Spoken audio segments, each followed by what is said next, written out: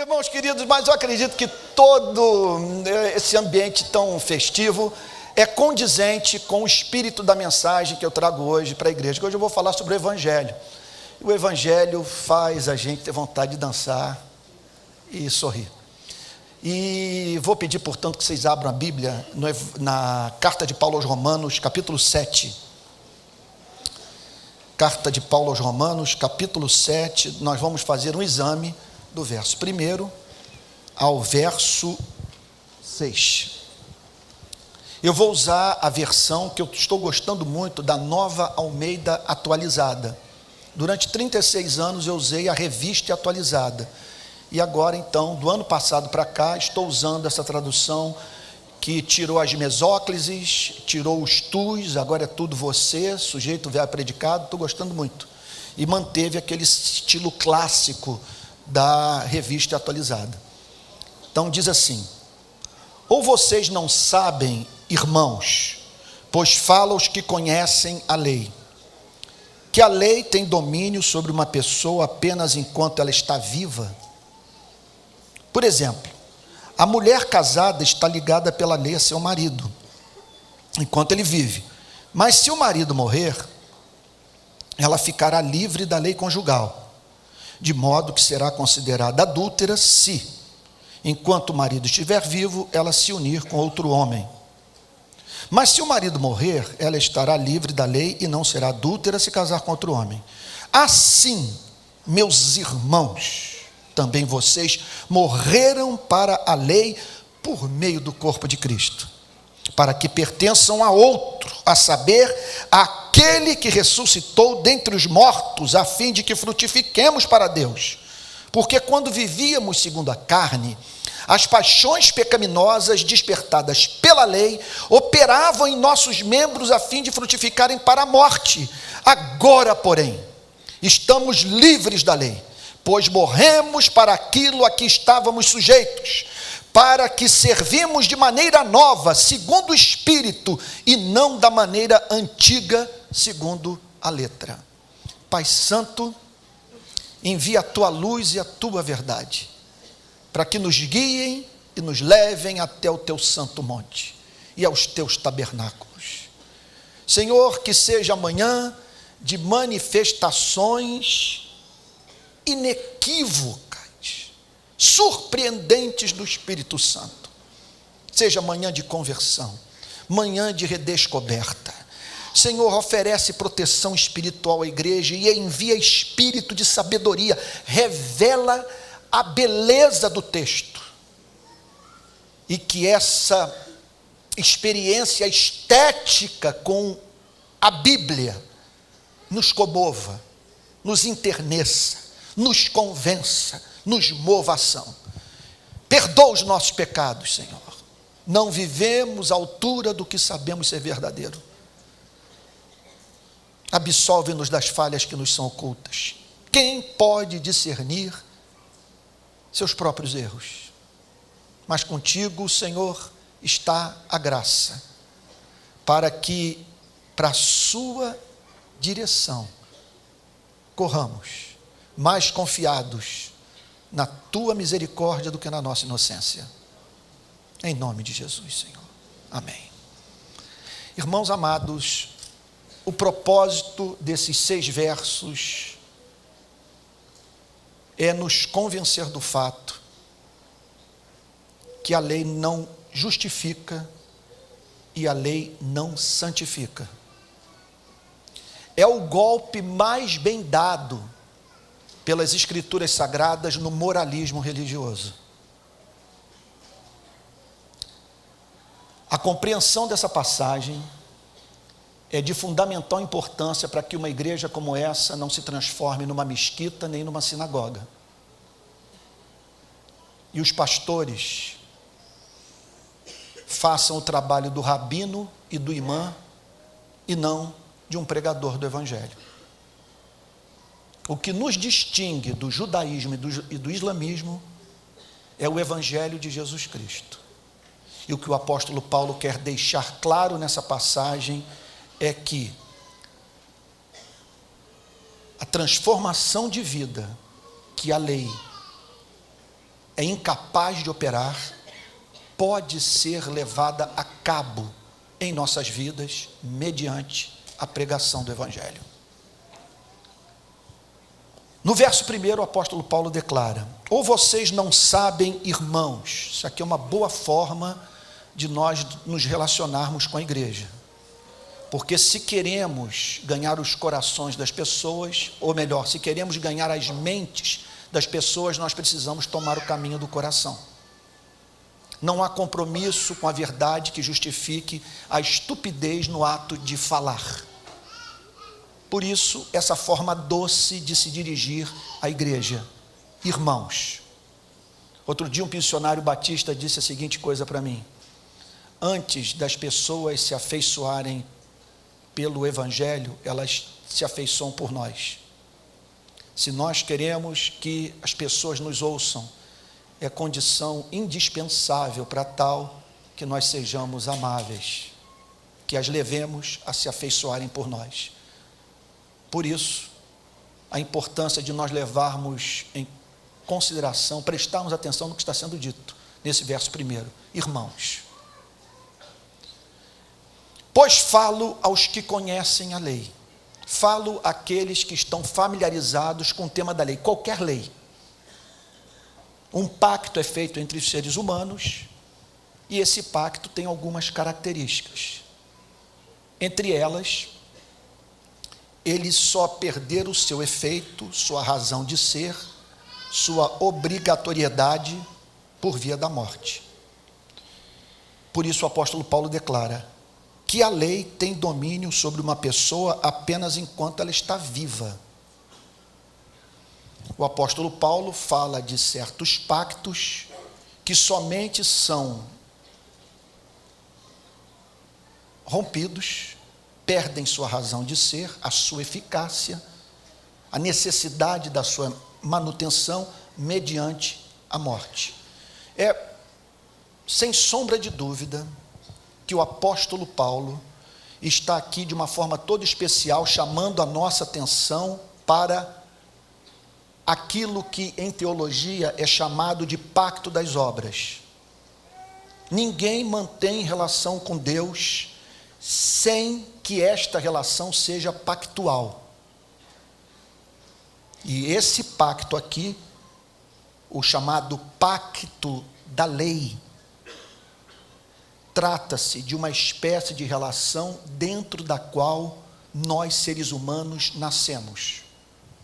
Todos nós, seres humanos, estamos sob a obrigação de cumprirmos esse pacto, que abrange a totalidade da nossa vida. E perceba, tudo é profundamente racional, faz todo sentido, e por isso, em períodos de avivamento, quando o Espírito Santo torna essas verdades muito claras para a igreja, pessoas desmontam durante o culto. Vamos tentar entender a declaração da parte B do verso 1. A lei tem domínio sobre uma pessoa apenas enquanto ela está viva. Que lei é essa? A Bíblia nos ensina que o universo foi criado por um ser infinito pessoal. Por favor, acompanhe o raciocínio a fim de você entender o sentido bíblico da palavra pecado, que é essencial para que entendamos essa passagem. Esse Deus infinito pessoal criou o universo de modo soberano, para a glória do seu nome, e formou o homem e a mulher, a fim de que estes vivessem a vida que o próprio Deus vive, que é uma vida de amor. O que a lei exige de nós é a pura expressão do caráter de um ser doce, de um ser misericordioso, de um ser gracioso, e que não pode tolerar que pessoas se recusam a viver a vida que ele vive. O que essa lei cobra de nós é profundamente razoável, porque a Bíblia não nos apresenta um Deus incerto, inconstante, caprichoso, exigindo de nós idiotices. O que ele pede da nossa espécie é amor. Em que consiste este amor? Amá-lo com todo o nosso ser. Isso faz todo sentido, porque ele é excelente, porque ele é amável, porque ele é o sustentador do nosso batimento cardíaco. Você só não fez um aneurisma 1 hora atrás, porque ele não quis, porque ele o preservou, porque ele tem um propósito para a sua vida. Portanto, em razão dele ser excelente e devermos a vida a ele, a nós nos cabe viver para fazê-lo sorrir. Porque nós o amamos, nós não queremos a vida nem a morte, nós não queremos a fama nem o anonimato, nós não queremos a doença, não queremos a saúde, nós queremos a sua presença. E porque o amamos, nós amamos a tudo o que ele ama. Esse é o principal fundamento da ética cristã. Qual é o ponto de partida da moral cristã? Amar a Deus e a tudo o que ele ama. E ele ama os seres humanos. A Bíblia o apresenta como louco por nós. E por isso ele pede que nós nos relacionemos com o próximo da mesma maneira que o povo hebreu se relacionava com a Arca da Aliança. Tocar num ser humano, o explorar, o machucar, quebrar sua autoestima, é tocar na menina dos olhos do Criador.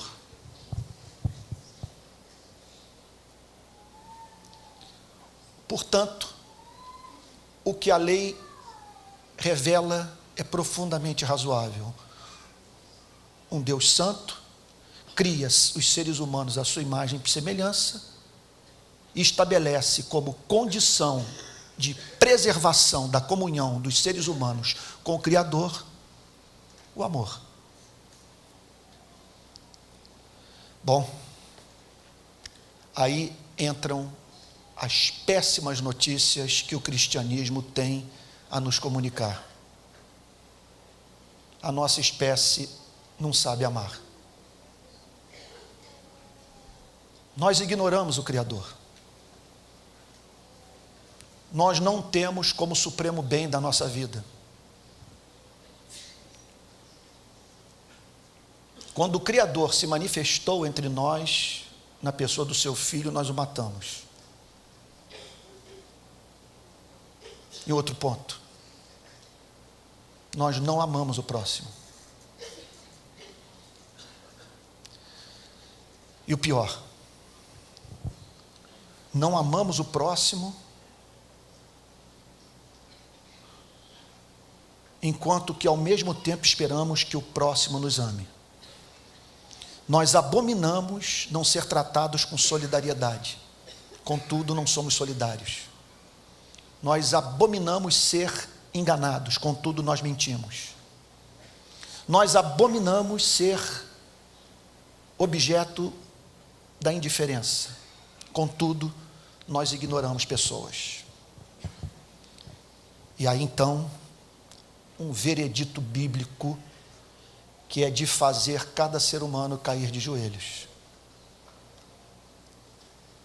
A Bíblia diz que o critério que será usado no dia do juízo final para o julgamento da nossa espécie é o mesmo que nós usamos para julgar o próximo. Como diz o pensador americano Francis Schaeffer, é como se nós tivéssemos um gravador pendurado no pescoço. Eu não canso de usar essa ilustração que eu acho genial. Cada momento que você emite um julgamento moral, Deus aperta a tecla de gravação. Fulano é egoísta. Gravou. Eu nunca vi uma pessoa mais vaidosa do que você. Gravou. O político tal é corrupto. Gravou. Bandido bom é bandido morto. Gravou. No dia do juízo final, diz Francis Schaeffer que Deus vai apertar a tecla play e vai botar você para se ouvir, eu para me ouvir. E uma pergunta nos será feita: o que você tem a dizer sobre a forma como viveu, à luz do que passou a vida inteira exigindo do próximo? Pronto. Essa é a lei. A lei pede de nós o razoável que nós não praticamos. Já causamos 2 guerras mundiais.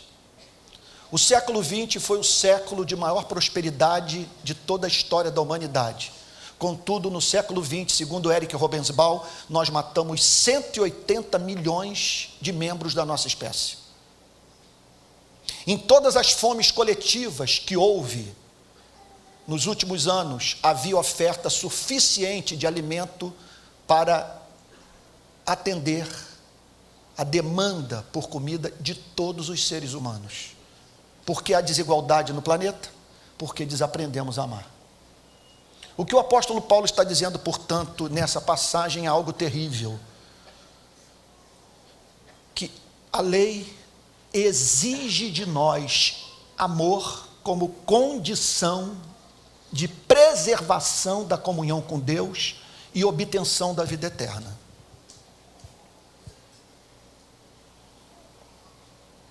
Até aqui, Moisés falou.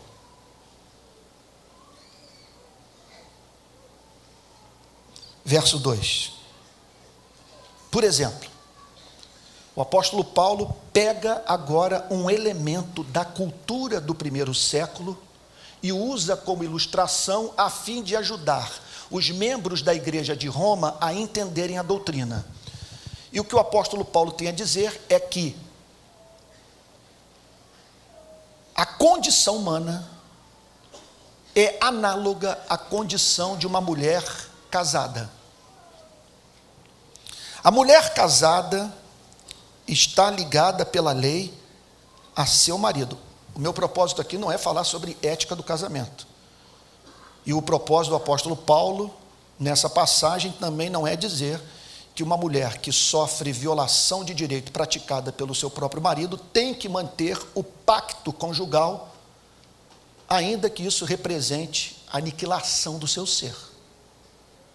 O que o apóstolo Paulo está falando é dentro da perspectiva de um valor presente na cultura do primeiro século, a partir de uma relação de respeito mútuo a um pacto estabelecido entre um homem e uma mulher. Por exemplo, a mulher casada está ligada pela lei a seu marido enquanto ele vive.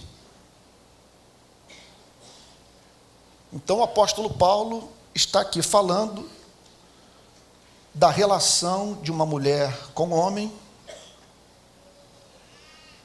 que com ele casou dentro daquele contexto da cultura do primeiro século e que, portanto, está ligada pela lei ao seu marido. Ou seja, ela é chamada pela lei a atender a certas expectativas de um único homem. Ela está ligada pela lei ao seu marido. Aqui o apóstolo Paulo insinua o evangelho. Aqui Jesus Cristo pede para Moisés se retirar do púlpito. Uma nota de esperança é introduzida enquanto ele vive. Com isso, o apóstolo Paulo começa a insinuar que é possível os seres humanos manterem uma relação pactual com Deus não baseada em desempenho, em trabalho duro, em lei. De uma morte que pode ocorrer e que livra os seres humanos dessa espécie de relação que nos condena, porque nenhum de nós consegue viver à altura do padrão do amor. A mulher casada está ligada pela lei a seu marido enquanto ele vive, mas se o marido morrer, ela ficará livre da lei conjugal. Então, aqui o evangelho vai sendo anunciado da forma mais irresponsável possível. É uma mensagem perigosíssima. Ele está querendo falar sobre evangelho, sobre libertação da lei, que a lei não justifica, a lei não santifica. E agora ele nos apresenta a imagem de uma mulher contemplando o corpo do marido no caixão. E podendo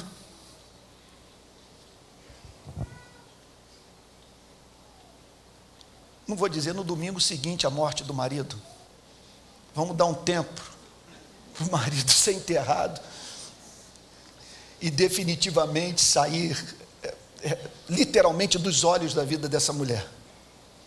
Mas um mês depois ela pode botar um vestidinho mais arrumadinho, arrumar o cabelo, brinquinho, entrar na igreja a fim de dar vazão para aquela antiga paixão.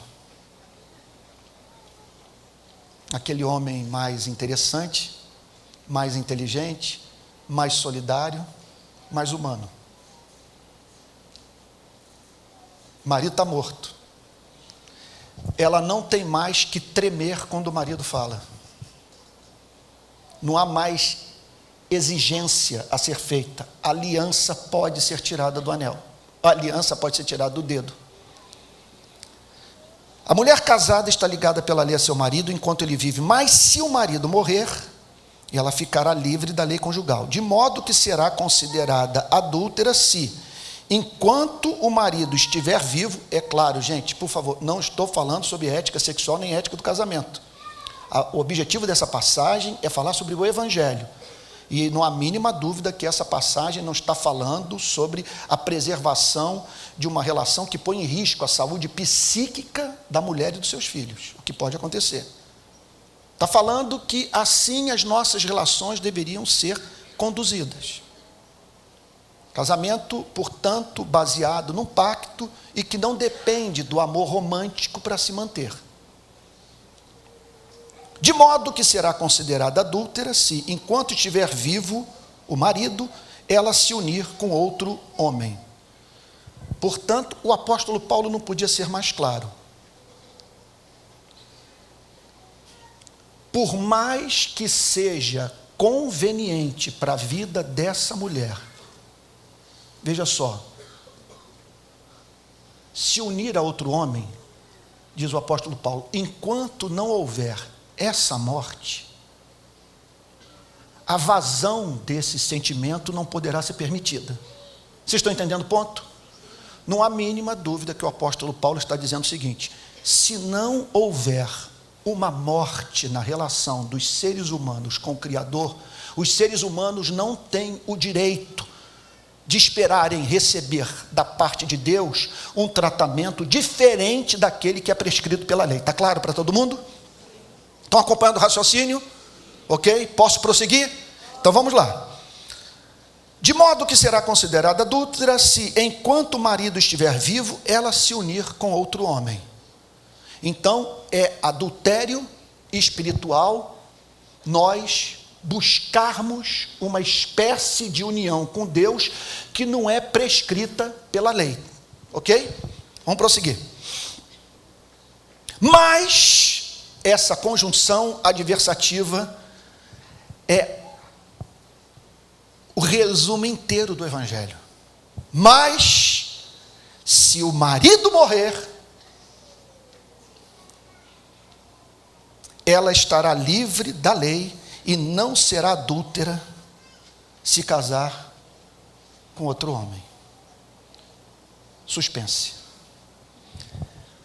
O apóstolo Paulo está querendo falar sobre evangelho. E ele, nesse ponto da mensagem, nos apresenta o quadro de uma mulher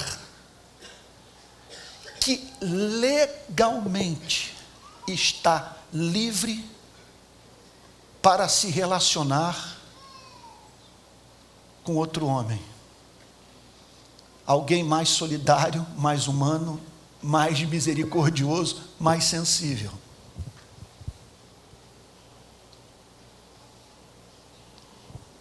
Pois bem, aquilo que nos é apresentado até o verso 3, de modo velado, é escancarado no verso 4. Assim, meus irmãos, uma conexão clara é estabelecida logo no início do versículo 4, entre o versículo 3 e o versículo 4. Assim, meus irmãos, também vocês morreram para a lei. Com isso, o apóstolo Paulo está dizendo que nós devemos olhar para a lei como a mulher podia olhar para o corpo inerte do marido no caixão. O que o apóstolo Paulo está dizendo é que é possível os seres humanos se livrarem dessa espécie de relação com a lei, que cobra de nós o que é razoável, o que faz sentido, o que é lógico, quando partimos da pressuposição de que Deus é santo, mas que nós não conseguimos dar conta. A lei pede o que é santo, o que é justo, o que é verdadeiro, e contudo, em razão da nossa natureza, da nossa servidão ao pecado, da nossa propensão ao egoísmo, não conseguimos viver à altura das suas exigências. Mas no verso 4, o apóstolo Paulo fala sobre a possibilidade de nós nos livrarmos dessa senhora. Permita-me agora usar a metáfora do ponto de vista da vida de um homem mal casado. Ela vira-se para você, essa mulher, faz certas exigências que você diz são até justas, mas eu não dou conta. O que você me pede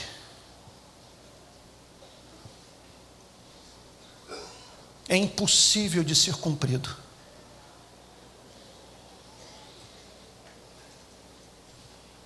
É um casamento pavoroso, porque a lei bate na nossa cara. A lei diz que nós somos hipócritas. A lei diz que nós somos malandros. A lei diz que nós somos lisos. A lei nos ameaça com morte, com disciplina, com castigo. A lei diz que o universo vai se voltar contra nós se nos recusarmos a obedecer à lei, que nada mais representa do que a expressão do caráter santo do Criador. Assim, meus irmãos, também vocês morreram para a lei. O que significa, portanto, que se estamos em Cristo, nossa relação não é mais baseada nas condições impostas pela lei, como caminho para a manutenção do casamento com Deus, a obtenção da vida eterna. Nós morremos para a lei, por meio do corpo de Cristo. Houve uma morte, e essa morte foi a nossa morte em Jesus Cristo. Observe que ele não declara que foi por meio do exemplo de Cristo, mas por meio do corpo de Cristo, de alguma coisa que aconteceu com o corpo de Cristo, a saber, a sua morte. E por estarmos nele, nós cumprimos a lei nele, porque a Bíblia nos ensina que um membro da nossa espécie amou. Um membro da nossa espécie amou o Pai com todo o seu ser e ao próximo como a si mesmo. Ele se chama Jesus. E não apenas isso, a Bíblia declara que esse que amou foi posto no madeiro, de maneira que Jesus Cristo, ao cumprir a lei, cumpriu a lei por nós. Ao morrer no Calvário, morreu por nós. E se nós estamos unidos a Ele, unidos ao seu corpo, essa é a boa notícia do Evangelho. Deus considera a obediência de Cristo a nossa obediência, a morte de Cristo a nossa morte, de maneira que legalmente nós estamos livres para manter uma nova espécie de relacionamento com Deus. Havia uma pessoa que exigia de nós o que nós não podíamos cumprir. E surgiu em nossa vida alguém doce, alguém amável, alguém compassivo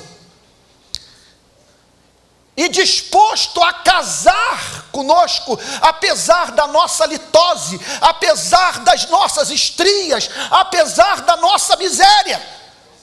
E que disse para você e para mim: e nesse casamento eu autorizo a usar o meu nome agora é o seu nome, e eu herdo toda a sua miséria, todas as suas dívidas, e compartilho contigo toda a minha herança. Estamos casados com Cristo, e ser cristão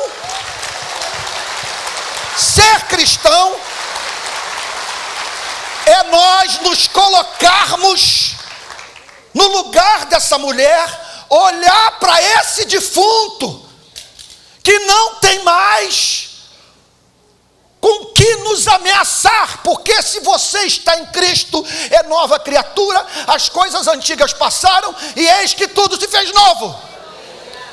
Se estamos em Cristo, o nosso Salvador se interpôs entre nós e o pastor, entre nós e o padre, entre nós o diabo, entre nós e a lei, entre nós e o inferno, entre nós e a cultura do nosso país, entre nós e a nossa consciência, entre nós e Moisés.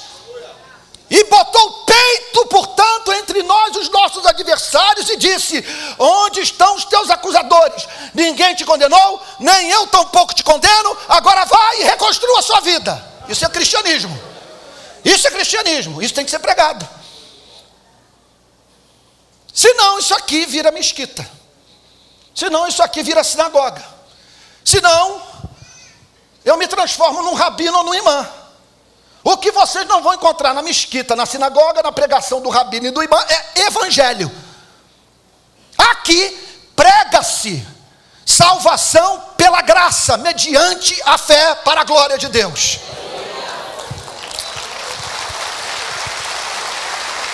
Bom, em conexão a isso, precisa ser dito: esse lugar aqui não pertence a Moisés. O púlpito é de Jesus Cristo, porque a lei veio por Moisés, mas a graça e a verdade vieram por Jesus Cristo.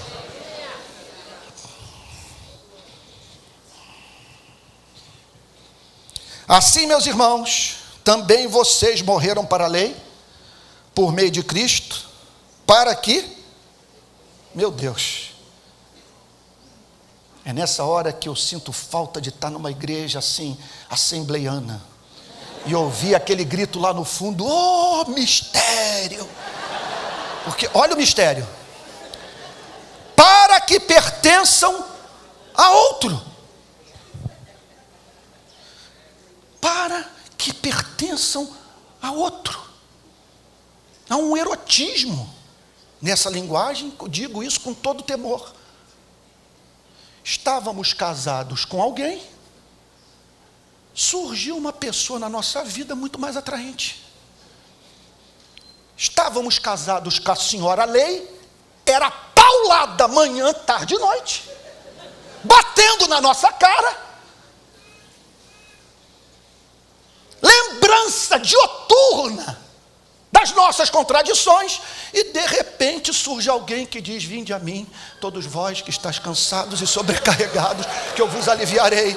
Tomai sobre vós o meu jugo e aprendei de mim, porque sou manso e humilde de coração, e achareis descanso para as vossas almas. Ó mistério, porque o meu jugo é suave e o meu fardo é leve. O fardo da lei é insuportável, o jugo do Senhor é suave. Louvado seja o nome do Senhor. A fim de que pertençam um ao outro, a saber, aquele que ressuscitou dentre os mortos. Olha, tudo é santo para os que são santos. Para quem tem a cabeça poluída pelo pecado, tudo é impuro. Vou usar mais uma ilustração sexual. Está falando de casamento. A fim de que pertençam ao outro, aquele que ressuscitou dentre os mortos, aquele que é viril, porque a lei não consegue engravidar, a lei é impotente. A fim de que pertençamos a outro que venceu a morte, a fim de que pertençamos a um outro que é capaz de, no contato conosco, gerar filhos através das nossas vidas. A fim de que pertençam àquele que ressuscitou dentre os mortos, a fim de que frutifiquemos para Deus. Porque casados com a lei era pânico, era uma experiência terrível ir para a cama com a lei. Não conseguíamos dar fruto. Finalmente surgiu alguém nas nossas vidas que operou esse desbloqueio, e que pelo Espírito criou em nós a possibilidade de nós frutificarmos, de nós praticarmos o que no pacto das obras nós não conseguíamos praticar. O que o apóstolo Paulo está dizendo é que, se queremos uma igreja santa, temos que pregar o evangelho e não moralidade. É isso que ele está ensinando. O que ele está dizendo é que a lei não santifica. O que santifica é o evangelho. E isso vai ficar mais claro ainda nos 2 últimos versículos. Olha o que ele declara. Por quê? Olha que descrição humilde, corajosa, que ele faz do judaísmo do seu tempo, da vida que ele viveu, do que ele experimentou nas sinagogas. Porque quando vivíamos segundo a carne, o que é viver segundo a carne? Ele está dizendo o seguinte, que houve um período da vida do cristão que ele vivia segundo a carne. O que é viver segundo a carne? Viver segundo a carne tem 2 sentidos no Novo Testamento, pelo menos. Número 1, viver de acordo com as inclinações egoístas do nosso ser. Viver segundo a carne significa os nossos instintos exercerem domínio sobre as nossas decisões, no lugar de uma razão esclarecida pelo Evangelho. Viver na carne significa, através de desempenho, de trabalho duro, de sujeição à lei, tensionar obter a vida eterna.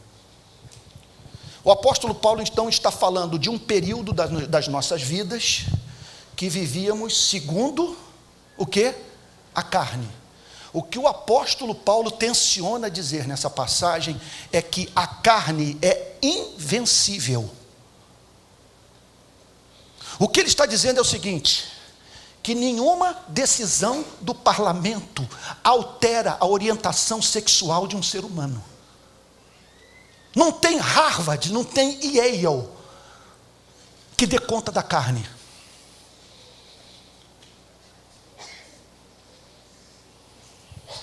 A carne é um princípio que opera na nossa mente, nos membros do nosso corpo, ineradicável. Não há instituição de ensino, não há campanha em favor dos bons costumes que dê conta desse princípio chamado carne. Está claro isso para vocês? Quando vivíamos segundo a carne, agora, olha a informação que ele nos passa. Um negócio impressionante. As paixões pecaminosas, o que são as paixões pecaminosas? No grego, as concupiscências, e não há problema nenhum em você ter concupiscência. O cristianismo não tem como objetivo erradicar o desejo. O problema é quando o desejo ignora o próximo. Quando o desejo, na busca da sua satisfação, ignora Deus. As paixões pecaminosas, despertadas por quê? Pelo amor de Deus. Irmãos, tenho para mim que nesse domingo, a comunidade da graça está dando mais um passo na direção de um cristianismo que servirá de contraponto para muito do que está sendo pregado nas igrejas do nosso país. O apóstolo Paulo está dizendo a seguinte coisa, que a lei torna a situação dos seres humanos pior. Você vai para a passeata gay, começa a protestar contra o homossexualismo, que o apóstolo Paulo está dizendo que seus protestos são inúteis. Você escolhe algum membro para o parlamento que concorda com a sua pauta conservadora. O apóstolo Paulo está dizendo, esqueça. Não tem decisão do parlamento, não tem protesto contra o que desagrada moralmente a Deus, a igreja, que dê conta da carne. E ele diz mais, e essa foi a minha experiência na sinagoga. Eu via os rabinos pregando a lei, sem evangelho, e ao término dos estudos bíblicos, era rabino olhando para as nádegas de mulher de rabino. E eu percebia que entre nós algumas taras se manifestavam que não eram encontradas nem do lado de fora das sinagogas. Porque a nossa moral se voltou contra nós. Porque o que eu descobri na sinagoga é que a lei usava como cabeça de ponte a carne.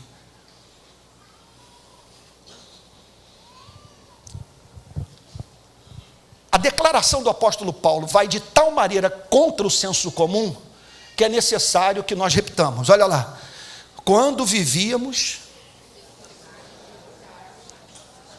segundo a carne, as paixões pecaminosas, o que? Despertadas, no grego, atiçadas, pela lei. Pela lei. O que o apóstolo Paulo está dizendo é o seguinte, Moisés aqui, durante um ano, vai despertar as mais diferentes taras na vida dos mais diferentes membros dessa igreja. Moisés leva a loucura. Está claro isso para vocês? A lei não santifica, o que santifica é o evangelho. Deixa eu dar um exemplo. Houve um rapaz que passou a frequentar a nossa igreja na Barra, no meio de uma exposição que eu estava fazendo sobre a carta aos Gálatas. Ele liderava um movimento de combate ao homossexualismo e controle da sexualidade. No meio da exposição ele disse, vou acabar com o meu movimento. Porque estudando Gálatas eu descobri que o chamado da igreja não é para pregar moralidade, é para pregar o evangelho, que não é bíblico.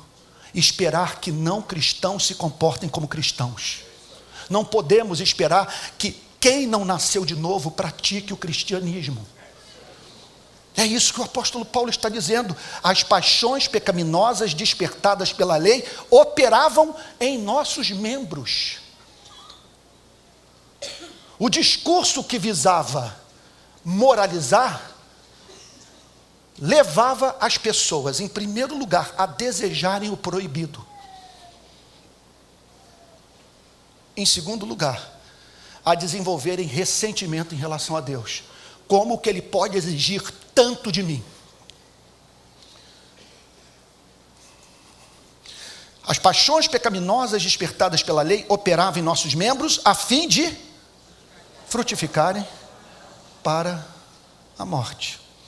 É isso que acontecerá na vida de uma igreja cujo púlpito é dominado por Moisés e não por Jesus Cristo. Entenda uma coisa, não estou condenando Moisés, o que eu estou dizendo é que Moisés tem que trabalhar para Jesus Cristo. A pregação aqui tem que ser evangélica.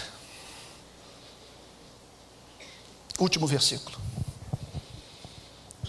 Agora, estou sentindo falta daquele mistério. Agora, o evangelho inteiro está nesse agora, porém. Agora, porém. Não mais sentados na sinagoga ouvindo Moisés. Não mais com aquela senhora pegando na nossa barba e dando na nossa cara, dizendo canalha. Agora ouvindo Jesus de Nazaré. No poder do Espírito. Porque quando o Evangelho é pregado, as pessoas são batizadas com o Espírito Santo. Agora, porém, estamos o quê? O que é livres da lei? Vou dar um exemplo e agora vocês vão ficar escandalizados. Nem sei se no próximo mandato do Carlos Alberto, ele vai abrir a porta do gabinete para me receber. O que eu quero lhes dizer é que livres da lei significa que agora nós estamos vivendo no Uruguai, não mais no Brasil. O que aconteceu no Uruguai? O Uruguai liberou o uso da maconha.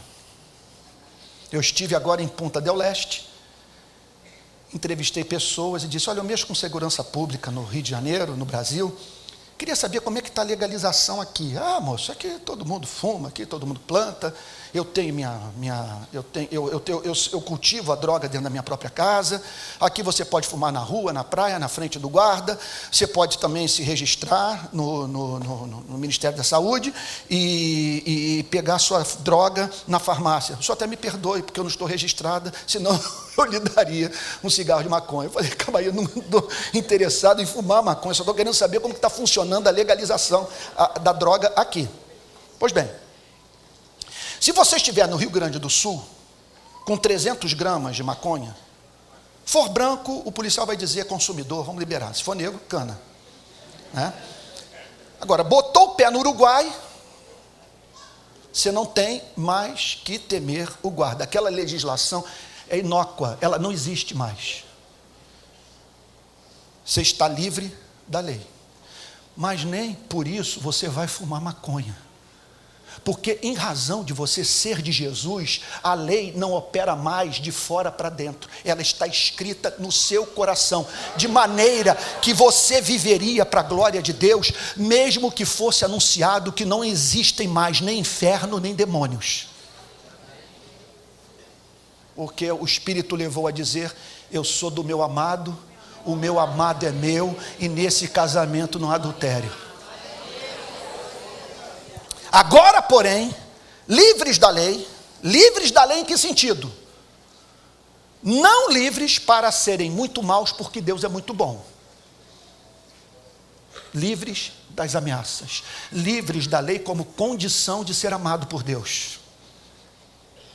Livres da cultura do desempenho, que alucina, que faz com que sejamos refratários à crítica, que faz também com que nos tornemos ultra críticos. Livres da lei, pois morremos para aquilo a que estávamos sujeitos. Morremos com Cristo, a lei não tem mais o que reivindicar de nós, nós cumprimos a lei, nós pagamos a penalidade dos nossos pecados, nós em Cristo Jesus cumprimos o pacto das obras. Agora, porém, estamos livres da lei porque morremos para aquilo a que estávamos sujeitos, para que servimos de maneira nova. Na Bíblia antiga que eu usava, para que andemos em novidade de vida. O que é a novidade de vida? A novidade de vida é a espontaneidade, é o senso de inevitabilidade. Você não está mais na carne, você está no espírito. E agora você pode ouvir a lei. Veja, não estou dizendo que nós não devamos pregar sobre a lei. O que eu estou dizendo é que o evangelho opera uma transformação. O espírito da mensagem é outro. Porque agora o evangelho reina na mente. Aqui Satanás não penetra. Aqui reina Cristo. Aqui eu não temo mais a morte, eu não temo mais o juízo final, eu não temo mais o inferno. Aqui o padre, o pastor, o presbítero, o diácono podem se levantar contra mim. Porque aqui opera o capacete da salvação. Eu estou cingido com a couraça, com a verdade, com o meu peito, a minha vida emocional, coberta pela couraça da justiça, embraçando o escudo da fé, empunhando a espada do Espírito, calçado com o Evangelho. Ou seja, eu estou blindado para a lei, blindado, e Satanás não pode usar a lei para me levar à loucura, porque aqui é tudo suavidade, aqui são ações de graças. Como diz Martim Lutero, é a salvação que é recebida como se recebe a chuva que cai do céu. Ok? E porque eu amo, eu retorno para a lei, para cumpri-la, não para despertar o interesse de Deus pela minha vida, mas para expressar o meu amor. Estou no Uruguai. Ter lei, não ter lei, não faz diferença para mim. Porque o Espírito Santo escreveu a lei de Deus no meu coração. E eu estou livre da compulsão para pregar. Agora sim, foi operado o novo nascimento. O crente foi selado com o Espírito da promessa. Agora nós vamos falar sobre ética sexual. Nós vamos falar sobre justiça social. Nós vamos falar sobre o pobre. Nós vamos falar sobre dinheiro. Nós vamos falar sobre domínio próprio. Mas não mais como senhores se dirigindo a escravos temerosos de no final do dia serem lançados fora, mas como pais se dirigindo a um filho. Para que servimos de maneira nova, segundo o Espírito. Portanto, o Espírito Santo vem não quando pregamos a lei, mas quando pregamos o Evangelho. Que é batismo com o Espírito Santo? Não pregue Moisés, pregue Jesus Cristo. Segundo o Espírito, e não da maneira antiga, ou na caducidade da letra, que é o medo, que é a compulsão gerada pelo proibido. Agora reina a espontaneidade. Eu diria o seguinte, concluindo, que toda igreja deve ter como meta transformar o crente num Jacó apaixonado por Raquel. A Bíblia diz que Jacó trabalhou para Labão durante 7 anos, e estes foram como poucos anos, pelo muito que ele amava a Raquel. O Evangelho cria essa leveza, essa alegria, essa espontaneidade, para as quais o Espírito Santo o chama nessa manhã. Que preguemos o Evangelho, que esse púlpito, bem como o púlpito da minha igreja no Rio, sejam consagrados ao Evangelho de Jesus Cristo. Que nós entendamos, portanto, que estamos livres da lei. E que agora, nessa manhã santa, vamos lá, gente, vamos fazer esse exercício mental? Olhemos para esse caixão. Preste atenção nos 2 pedaços de algodão nas narinas. O antigo terrível marido, que não gostava das nossas estrias, que reclamava da nossa litose, ele está morto. A gente tremia, ele falava, a xícara caía na mesa, ele batia a porta voltando do trabalho, e nós falávamos, o que vai ser da minha vida, o que me aguarda nessa noite? Olhe para esse caixão. O Evangelho é isso, não tirar os olhos do caixão, e botar um vestido novo, um brinquinho, arrumar o cabelo, pronto, e amar Jesus Cristo, e passar a viver com aquele que diz: dos teus pecados eu não mais me lembrarei. Amados irmãos, ô mistério, vamos ficar de pé.